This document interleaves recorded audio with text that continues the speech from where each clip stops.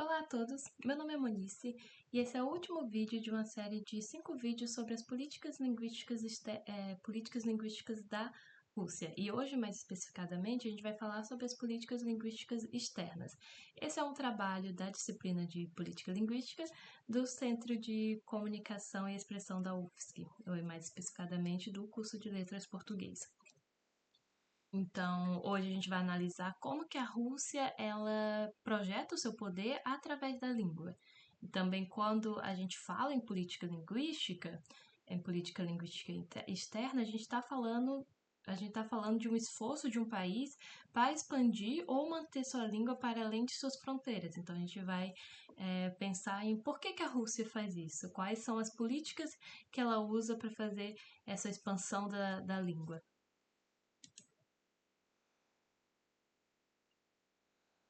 Então, durante muito tempo, a Rússia ela tratou essa área de forma mais cultural, quase como uma preservação da herança russa, mas aí o que a gente vê hoje é uma mudança de paradigma. A língua ela passa a ser vista como parte da segurança nacional.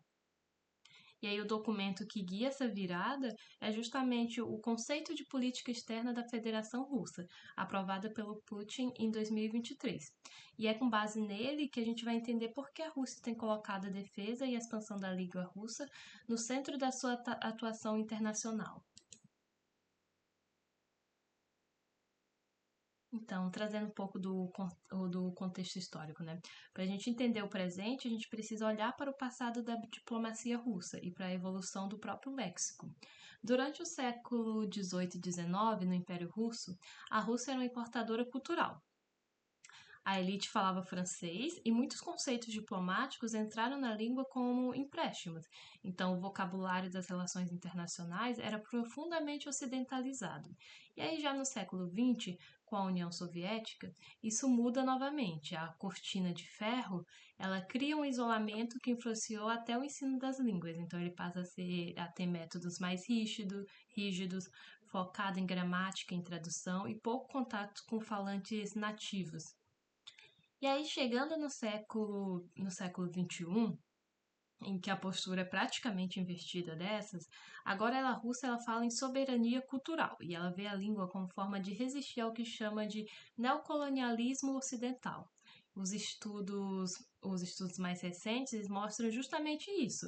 Se antes o campo semântico da diplomacia dependia de empréstimo, hoje há um esforço ativo de tornar o russo um marcador de autonomia civilizacional.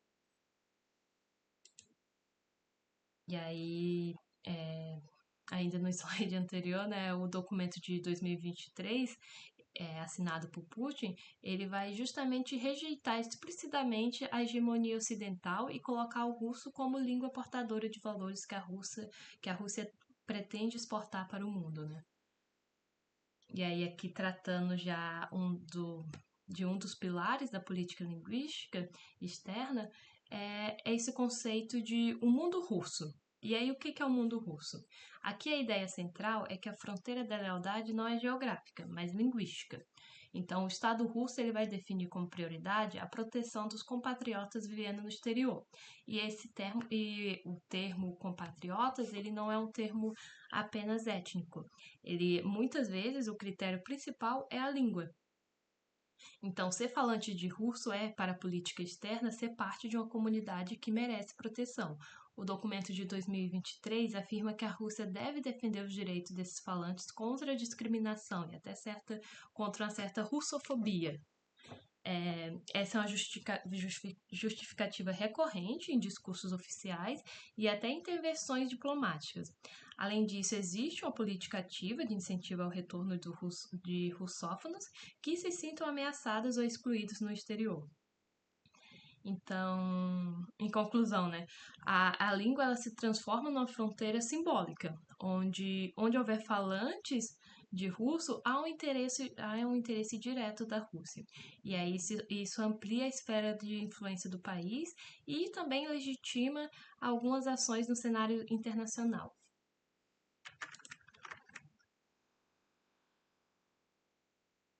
E aí, outro conceito importante Quando a gente pensa em política linguística externa russa, o foco principal é o chamado exterior próximo.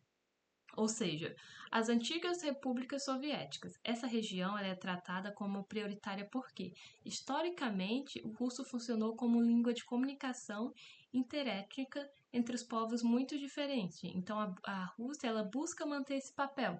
No documento de 2023, isso aparece de forma clara. Preservar o russo nesses países é preservar laços civilizacionais seculares. Qualquer política local de redução ou substituição do russo é interpretada como tentativa de criar barreiras culturais e muitas vezes como hostilidade política. Por isso, Moscou combate o que chama de desrussificação, especialmente em países como Ucrânia, Lituânia, Letônia, entre outros, né? Dentro dessa lógica, a diminuição do russo não é vista como algo natural, mas como parte de uma campanha organizada por países inamistosos.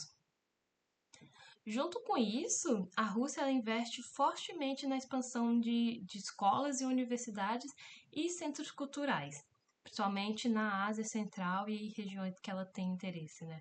A ideia é justamente formar elites locais que mantenham o alinhamento político e cultural com Moscou.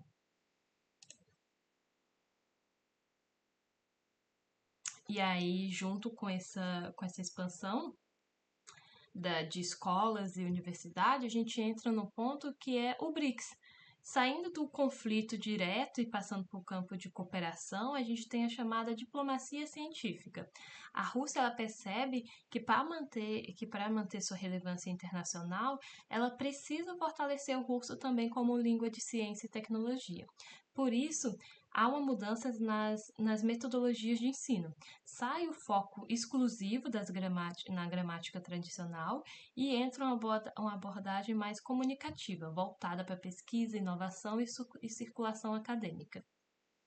Um dos públicos-alvos principais são os países do BRICS. A Rússia ela oferece bolsas e programas educacionais para atrair estudantes do Brasil, Índia, China e África do Sul. A mensagem é clara: venha estudar ciência aqui, aprenda russo e leve conosco a nossa visão de mundo.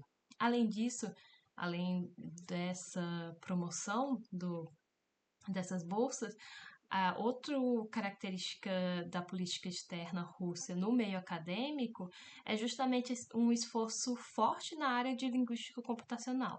Isso porque o objetivo é garantir soberania digital e evitar uma dependência de tecnologia baseadas no inglês.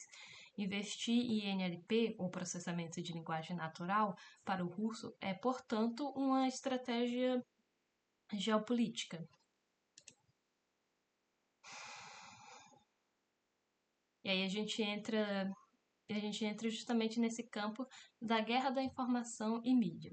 A política linguística russa ela também atua no campo da informação. A língua é usada para disputar narrativas, especialmente em temas sensíveis como democracia, direitos humanos e história da Segunda Guerra Mundial. A Rússia ela vai investir fortemente no fortalecimento da sua mídia internacional e ela busca então romper aquilo que considera o monopólio informativo ocidental. Em paralelo, há a defesa da verdade histórica, que é um termo que eles usam, né?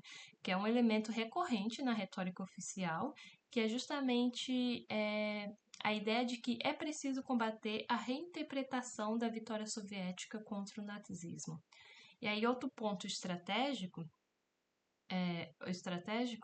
é a internet soberana. Como eu falei anteriormente, a Rússia ela quer garantir que a parte russa da internet funcione, mesmo sob tentativa de bloqueio ou interferências externas.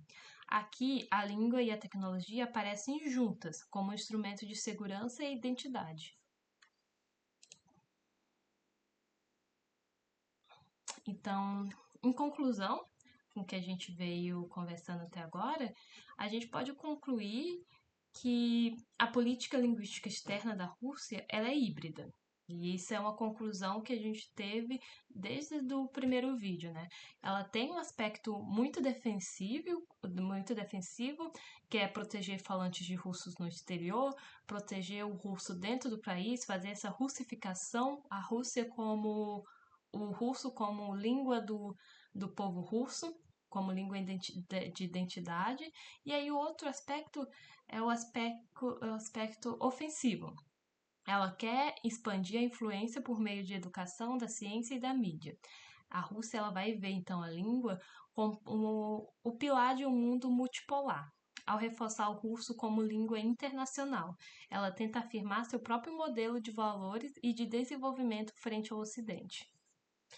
E aí eu trouxe também que como a Rússia ela está no BRICS, para nós no Brasil isso abre algumas oportunidades, principalmente de cooperação acadêmica, pesquisa conjunta, bolsas de estudo e intensificações das relações dentro do BRICS.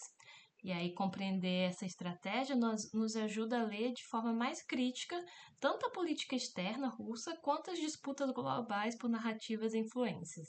E aí a gente começa a pensar em qual que é o nosso lugar, né, enquanto brasileiro nessa disputa. Então, eu trouxe aqui as referências que eu usei para fazer esse último vídeo e foi basicamente isso. Espero que tenham gostado e eu encerro aqui a minha participação nos vídeos sobre políticas linguísticas na Rússia. Tchau.